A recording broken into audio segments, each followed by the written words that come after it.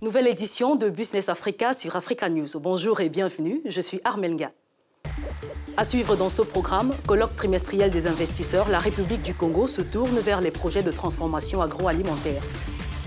Énergie renouvelable, la Côte d'Ivoire annonce l'une des plus gigantesques centrales solaires du pays et de la région.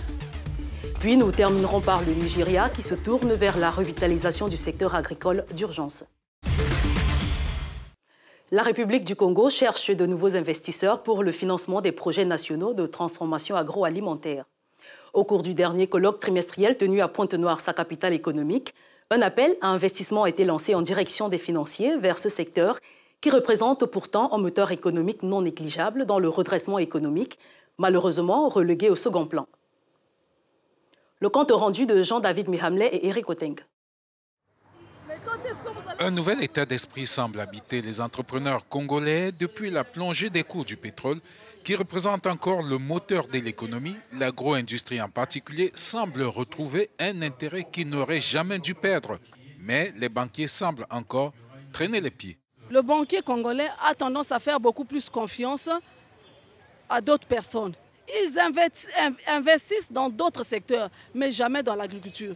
Ils pouvaient investir peut-être dans le bois, ceux qui sont dans le secteur du bois, parce qu'ils savent que là-bas c'est rentable.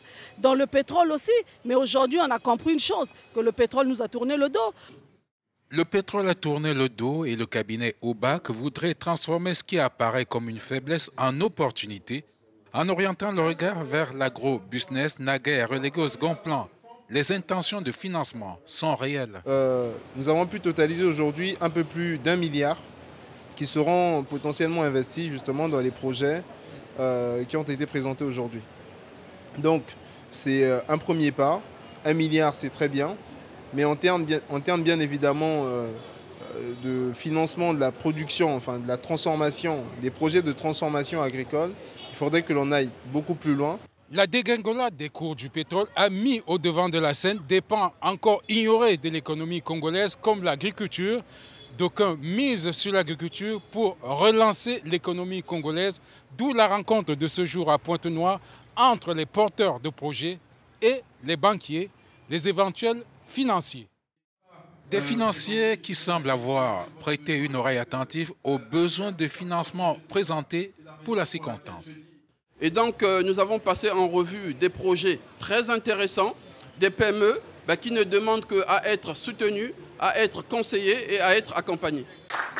Des belles intentions qui demandent à se matérialiser.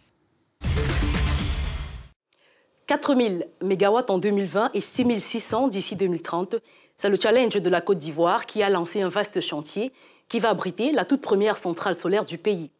Située au nord, la centrale de Boundiali, d'une puissance électrique maximale de 37,5 MW crête, fera de la Côte d'Ivoire un leader dans le secteur énergétique en Afrique de l'Ouest. Les détails sont signés Ruth Lago et Hélène Wangaloa. La Côte d'Ivoire aura très bientôt sa première centrale solaire. Le projet d'un coût de 38 millions d'euros sera en partie financé par l'Allemagne, l'actionnaire majoritaire, et l'Union européenne. Le pays qui ambitionne de faire participer les énergies renouvelables au mix énergétique à hauteur de 11% d'ici 2020 verra sa première centrale sortie de terre dans le nord du pays, dans la ville de Boundiali, avec une puissance maximale de 37,5 MW crête. En Côte d'Ivoire, la fourniture d'électricité est assurée à hauteur de 75% par l'énergie thermique et le reste par les barrages hydroélectriques. Ce pays a consommé à peine 1 MW d'énergie solaire en 2018. Ce nouveau partenariat avec l'Allemagne devrait permettre à Abidjan d'atteindre son ambition de faire participer les énergies renouvelables au mix énergétique à hauteur de 16% en 2030. Les autorités ivoiriennes misent sur un programme de développement du réseau et veulent atteindre la barre des 4000 MW en 2020 et 6600 MW en 2030. Plusieurs projets sont donc en préparation, comme la construction de plusieurs centrales solaires. Pour en parler, rejoignons par téléphone depuis Abidjan, en Côte d'Ivoire, Emmanuel Adjobi, expert en énergie solaire. Bonjour Monsieur Adjobi et bienvenue dans Business Africa. Bonjour Armel, merci de nous recevoir sur Africa News. Eh bien, la Côte d'Ivoire a décidé de miser sur les énergies renouvelables et annonce pour 2020 sa première centrale solaire qui sera en grande partie financée par des Allemands. Quand on est expert en énergie solaire comme vous, diriez-vous que c'est un projet qui coule de source et qui aurait dû intervenir un peu plus tôt? Bien sûr, ce projet aurait dû intervenir un peu plus tôt que cela parce que nous savons tous que l'Afrique regorge d'un énorme potentiel solaire et malgré tous nos barrages qu'on a, nos barrages hydroélectriques qu'on a, la Côte d'Ivoire est sous-éclairée. Je pense que c'est une bonne raison pour dire que ce projet aurait dû intervenir plus tôt. Alors, les énergies renouvelables semblent être une évidence pour multiplier le taux d'électrification dans nos pays. Fondamentalement, est-ce que cette centrale solaire sera la solution ultime pour renforcer l'offre énergétique à mettre à la disposition des populations? Oui, bien sûr, bien sûr. La construction de ce barrage, de cette centrale, nous permettra quand même d'éclairer les côtés, les parties non éclairées de la Côte d'Ivoire, les parties sous-éclairées de la Côte d'Ivoire. Et cela nous permettra d'offrir certaines choses, telles que les dispensaires, les chapeaux alimentaires au solaire, faire former, envoyer qu'on appelle ça, la formation, donc la formation aux gens qui sont vraiment reculés des villes. Parce que, étant dans les points reculés, les gens n'ont pas accès à l'information et à la formation. Mais si le solaire, qui n'a pas besoin de continuer des lignes par-ci, par-là, peut nous apporter cette solution, mais je pense que c'est un projet vraiment qui est la bienvenue. En attendant justement que cette centrale solaire ne soit opérationnelle, les entrepreneurs privés ont déjà saisi le potentiel de ce secteur sur Abidjan ou d'autres villes. Quel bilan faites-vous de l'intérêt ou de la demande des populations pour le solaire? Oui, le bilan en général est bien négatif, est bien très négatif. Parce que la demande est réelle, mais il y a un manque énorme de sensibilisation. Il n'y a pas de promotion. Et en plus de cela, le coût d'accès aux énergies renouvelables est vraiment très élevé à cause du coût de l'importation. C'est un exemple. Au port, vraiment, là, j'ai été témoin de cela.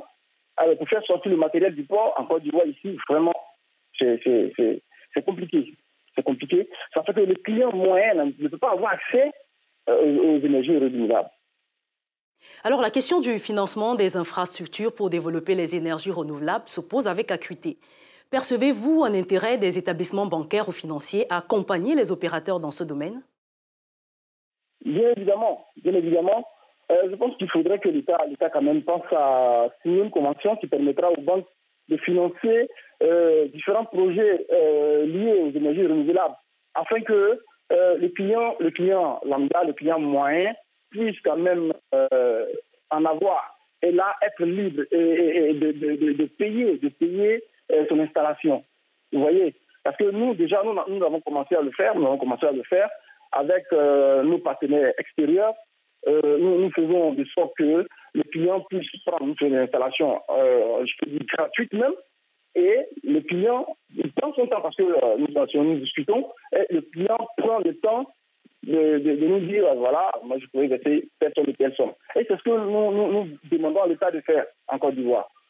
Les banques sont intéressées parce que imaginez une société qui peut-être a un projet d'énergie renouvelable. Les sociétés ici n'ont pas les moyens, en fait. Les sociétés n'ont pas les moyens. On peut approcher une banque, mais les banques, pour décaisser de l'argent, c'est difficile.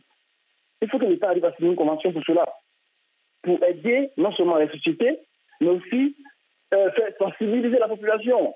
Parce que si les populations sont vraiment intéressées, si les populations savent qu'ils ont l'accès facile aux énergies renouvelables, en ce qui concerne le paiement et tout ça, les gens seront plus. Merci Emmanuel Adjobi pour cet éclairage. Je rappelle que vous êtes expert en énergie solaire en ligne depuis Abidjan en Côte d'Ivoire. Après la pause, nous prendrons la direction du Nigeria qui a mis en place un système d'accès rapide au financement des agriculteurs.